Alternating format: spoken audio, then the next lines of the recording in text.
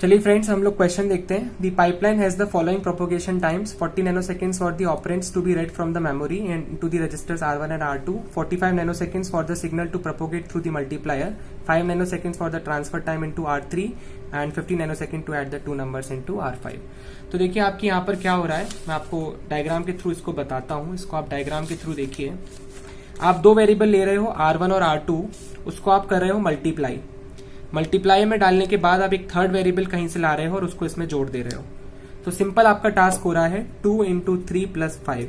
दो वेरिएबल को मल्टीप्लाई किया, एक तीसरा वेरिएबल आप लेकर आ रहे हो 5 और उसको यहाँ पर ऐड कर दे रहे हो इसके मल्टीप्लीकेशन में। तो ये काम आपका, ये पूरा ये जो पैराग्राफ है आपका वो यही बोल रहा है। ठीक है, आपने दो रीड किए, आपने दो जो है आपने दो ऑपरेंड्स है वो रीड करे अपनी पाइपलाइन में 2 और 3, फिर उसके बाद आपने उनका मल्टीप्लाई किया, उसमें आपने 5 को ऐड कर दिया। अब हम इसको कैसे लिखते हैं सेगमेंट्स की फॉर्म में, तो वो आप देख लीजिए, वो बहुत इंपॉर्टेंट है। कभी कभी आपको सेगमेंट डायरेक्टली नहीं दिए होते हैं, आपको पता होना चाहिए। तो अपन देखते हैं। तो ये आपका हो गया A और ये आपका हो गया वेरिएबल B। तो ये आपका रीड हो रहा है, रीड पहला वेरिएबल किया, फिर हम लोगों ने दूसरा वेरिएबल रीड किया, फिर ये आपका जा रहा है कहां पर, मल्टीप्लायर में। ये आपका जा रहा है मल्टीप्लायर में, मल्टीप्लायर के बाद यहां से आपका आ रहा है R3, कोई वेरिएबल आपका वैल्यू आ रही है, इसको मल्टीप्लाई करने के बाद वो है R3। फिर आप एक नया ऑपरेंड लाते हो R4 और उसको करा देते हो R3 के साथ ऐड। वही काम हो रहा है जो मैंने आपको बताया। इसको आप क्या करा दोगे, इसको आप करा दोगे ऐड और आपके पास लास्ट में वैल्यू आ जाएगी R5। तो ये आपका काम हो रहा है। अब आपको ये भी बताया गया है, ये जो ऑपरेशन हो रहा है आपका रीड का, इसमें आपका जो सेगमेंट है वो 1 बन रहा है और टाइम ले रहा है 40 नैनोसेकंड्स। ठीक है, ये आपको क्वेश्चन में गिवन है। फिर जो आपका मल्टीप्लाई वाला काम हो रहा है और ये वाला जो काम हो रहा है, थर्ड वेरिएबल आके रीड हो रहा है, ये काम आपका दो सेगमेंट 2 में हो रहा है। ये काम आपका ले रहा है 45 नैनोसेकंड्स और ये काम आपका ले रहा है, ये वाला जो काम है रीड करना थर्ड वेरिएबल और उसको ऐड करना, ये आपका टाइम ले रहा है 5 नैनोसेकंड्स।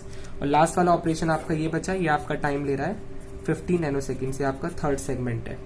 तो इस तरीके से आपका ये बन रहा है। तो आप इसको एक बार देख लीजिए ध्यान से। दो वेरिएबल लेके मल्टीप्लाई किया, उसमें हमने थर्ड वेरिएबल रीड किया और उसको ऐड कर दिया, तो R5 आ गया। सेगमेंट 1, सेगमेंट 2, सेगमेंट 3 सबके टाइम भी हम लोग ने नोट कर लिया। अब हमसे क्या क्या पूछा गया है हम उसको इस डायग्राम के थ्रू देखते रहेंगे। तो आप डायग्राम को एक साइड कर लीजिए और हम लोग को क्वेश्चन सॉल्व करते हैं। हम लोग फर्स्ट पार्ट कैलकुलेट करते हैं, minimum clock cycle time that can be used. तो ये आपका कुछ नहीं होता है, ये आपको टीपी बोल रहे हैं, प्रोसेसिंग टाइम आपको निकालना है। उसका फॉर्मूला एक और होता है, आप याद रखिएगा, मैक्सिमम टाइम, जो कि आपका सेगमेंट्स लेते हैं T1, T2, T3 में से मैक्सिमम टाइम। तो T1 आपको पता है ले रहा था आपका 40 नैनोसेकंड्स, आप देख सकते हैं। T1 आपका S1 आपका सेगमेंट 1 जो ले रहा था वो ले रहा था 40 नैनोसेकंड्स। S2 आपका ले रहा था 45 प्लस 5 50 नैनोसेकंड और S3 ले रहा था 15 नैनोसेकंड। ये पूरा ले रहा है, तो हम लोग लिख लेते हैं इसको। और T2 आपका ले रहा था 45 नैनोसेकंड्स और T2 आपका ले रहा था 45 प्लस 5 दैट इज 50 नैनोसेकंड्स और T3 आपका ले रहा है 15 नैनोसेकंड्स। तो मैक्सिमम क्या है इसमें से 40, 50, 15 में से 50, तो 50 is the answer, 50 nanoseconds. B part आपका बोल रहा है, बी पार्ट आपका कह रहा है, अगर आपने एक नॉन पाइपलाइन सिस्टम लिया, नॉन पाइपलाइन सिस्टम में हमेशा TN निकलता है। तो TN अगर आप लेते हो तो आपको बताना है TN आप कैसे ले रहे हो, आप रिमूव कर रहे हो R3 एंड R4 को, आपको दिया हुआ है by removing R3 and R4। So how long will it take to multiply and add. तो आपका मल्टीप्लाई और ऐड में कितना टाइम लगेगा। तो सिंपली ये लोग ये बोल रहे हैं, आप जो है R3 और R4 को यहां से हटा दे रहे हो, तो आप इसको हटा दो। इस पूरी लाइन को जो आप हटा दोगे तो आपका ये भी हट ही जाएगा। तो आपके पास क्या क्या बचेगा, आपके पास बचेगा 40, 45 और 15। तो ये आपका हो जाएगा TN, क्योंकि आपकी एक जो ब्रेक हो रहा था वो आपका हट गया। तो आपके पास अब क्या क्या बचा, 40 प्लस 45 प्लस 15, तो ये आपका आ गया 100 नैनोसेकंड्स। सी आपको निकालना है स्पीड अप। आपको बोला गया है स्पीड अप निकालिए 10 टास्क के लिए और 100 टास्क के लिए। तो आपको 100 टास्क के लिए और 10 टास्क के लिए स्पीड अप निकालना है। तो उसके लिए आप देख लीजिए क्या होता है। स्पीड अप कैलकुलेट करने के लिए आपका फॉर्मूला होता है NTN divided by K plus N-1 TP।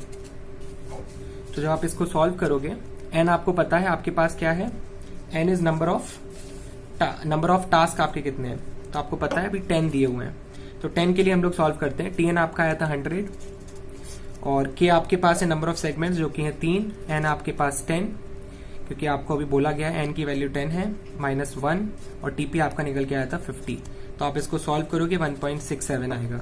अब आप सिमिलरली सॉल्व करिए 100 के लिए, तो 100 इंटू Tn आपका आया था 100 डिवाइडेड बाई 3 प्लस N आपका अभी यहाँ पर आप यूज करेंगे 100 -1 और TP आपका निकल के आया था 50। तो जब आप इसको सॉल्व करोगे तो आपके पास आएगा 1.96। तो इस तरीके से सॉल्व होता है। डी पार्ट आपको बोला गया है, डी पार्ट में बोला गया है मैक्सिमम स्पीड अप अचीव्ड, तो कितनी मैक्सिमम स्पीड आप अचीव कर सकते हो। तो डी पार्ट हम लोग देख लेते हैं। तो जब भी आपसे मैक्सिमम स्पीड अप पूछा जाए तो आपको कुछ नहीं करना होता है, मैक्सिमम स्पीड अप के केस में Tn/Tp। Tn आपका 100 है, Tp आपका 50 है, तो आंसर आ गया 2। इस तरीके से हम इस क्वेश्चन को सॉल्व करते हैं। आई होप गाइस समझ में आया होगा एंड बाकी डिटेल्स आपकी डिस्क्रिप्शन में पड़ी हुई हैं, आप उसको रेफर कर सकते हैं। Thank you.